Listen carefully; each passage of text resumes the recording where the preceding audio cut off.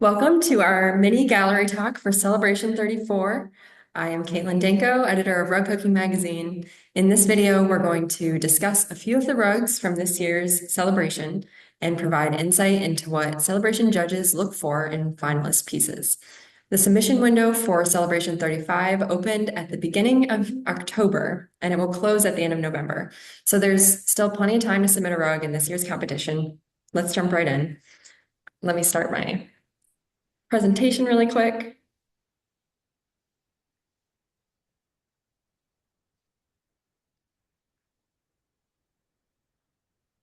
And introduce who I have with me here.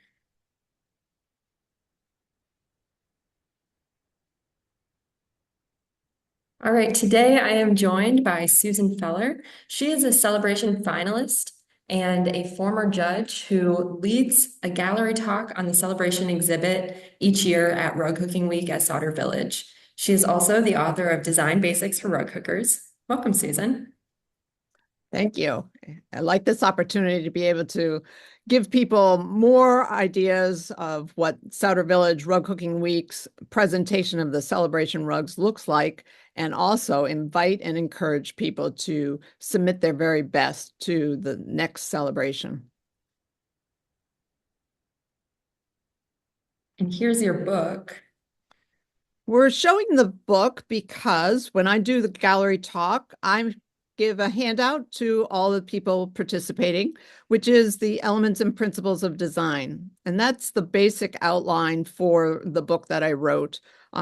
The way I approached the book is design basics. It's not how to hook, it's what you're hooking and how to create a really wonderful composition. Everything from the elements, starting with line and shape and color and value, to the principles of design, which are combining all those things to show movement, to have rhythm, to have an overall balance. These are things that the judges are going to be looking for in celebration, your overall composition. So that's the handout that I give everyone at the talk, and I invite people to buy my book. It's still available through Rug Cooking Magazine. And we have some photos from this year's event. This is the entrance to the Celebration 34 exhibit at Rug Cooking Week. Katlyne, I'd like to ask right off the top, this is the very first Rug Cooking Week that you attended. Welcome, by the way, as our new editor. We were really thrilled to be meeting you, and I've met with or talked to several people, including somebody yesterday. She was so happy to talk with you and get some writing ideas passed across to you. But what did you think about seeing the actual celebration rugs and the overall exhibit? I was totally blown away. It is one thing to work on a book and be looking at the pictures of the rugs, editing things, putting together this publication, but then to get there in person and to see these mats unfold and to see the scale of them and the detail was just fantastic. And I really loved getting to meet people as well. The artists, getting to talk to them about their projects. It's always a surprise what ends up on the cover, and that's what we saw in that last slide. Yeah, I'll go back to that. Yeah, right there under Celebration 34, and the cover mock-up is on the wall, but the actual rug is there. So we're looking at what is the size of the book, 9 by 12 maybe format, and yet look at how large that original piece is. That's what we're going to be seeing throughout all of the gallery talk, is the rugs in full scale. But keep in mind, the judges are looking at your digital information only. Yes, the sizes are provided to them, but they are looking exactly at what you provide. Please give them a very clean image, nothing distracting on the background, well lit. If you're working with a professional photographer who normally does portraits or something with no texture, please emphasize that you need to see the loops and the fabric So they need to be working on shading and shadowing. If you're doing it yourself, that old delete button, hit it a lot of times, and then ask someone else to critique your submissions. Let's walk into the exhibit, as And I there you did are. Yeah. here. Um, and this gives you an idea of that there are people in the background. They're looking at many other rugs. We're in constant conversation with someone. You can walk around and see someone looking at a rug and just immediately start talking about, is this yours, or what are you doing? And what I like to suggest to people when they are at an exhibit is your tone of voice is heard by everyone. So when you say, what were they thinking? Don't put a critical tone to it, like, what were they thinking? Just be polite and inquisitive. The maker might be right behind you, and you'll have a wonderful conversation. And I like the fact that the way things are hung, there is some consideration, but it's not like a curated show where the curator selected all the pieces. They know what the sizes are, what the themes are, how everything's going together. All these pieces have come in up until a certain cutoff time period. And then there's some advice to the people who are then going, the volunteers who hang these rugs, which rugs to put next to each other. Very beautifully hung, all of these. And it's quite a challenge. And I will say, just in case not everyone knows, but when you submit a rug for a celebration, if you become a finalist, you have the opportunity to put your rug in this exhibit. As you can see, there's usually 60 finalists. Not all 60 people were able to send in their rugs for this exhibit. So it's usually a little bit smaller than the full publication, but all finalists have the opportunity to join this exhibit. And it's such a fun experience. Yeah, and some people, as you can see in that slide in the lower right area, there's small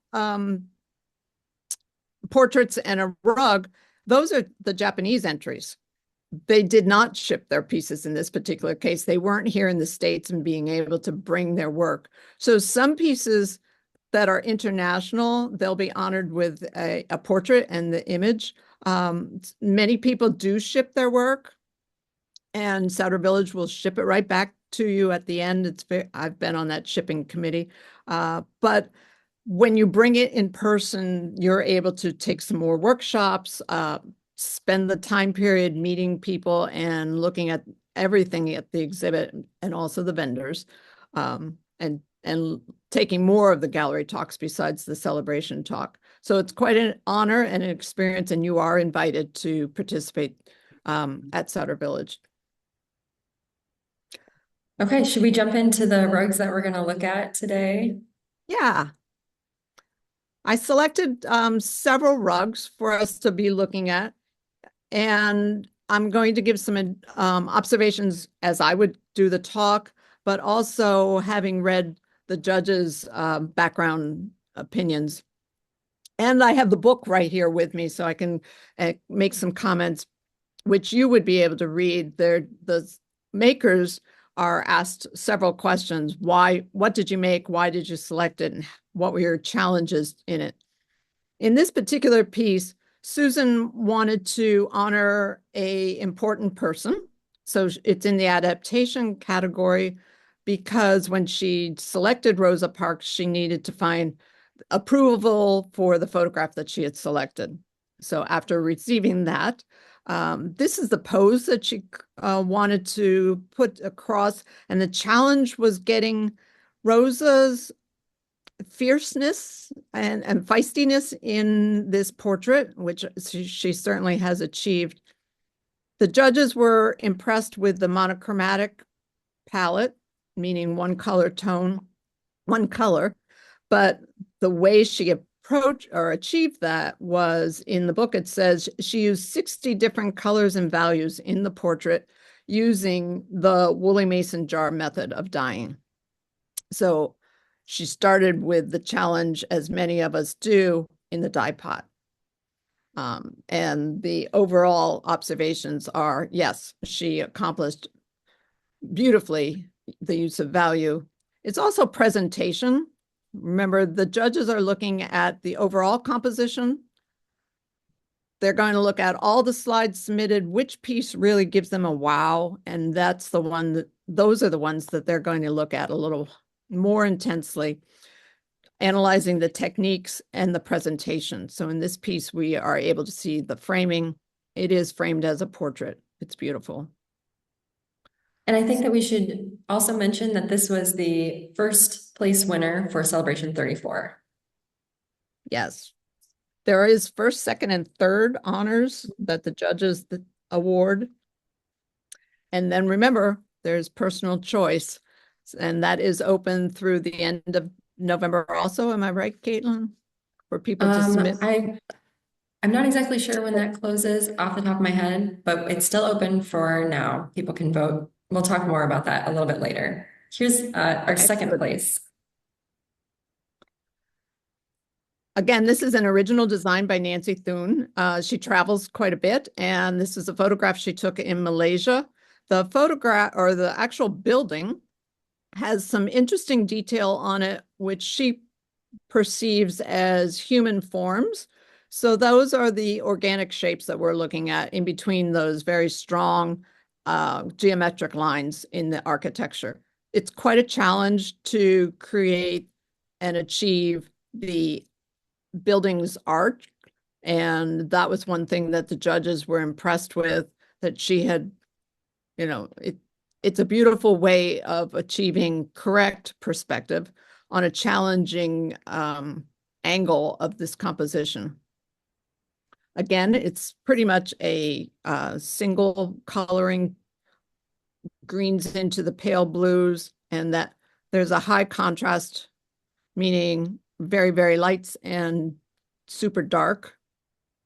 So she's used value and color beautifully along with line.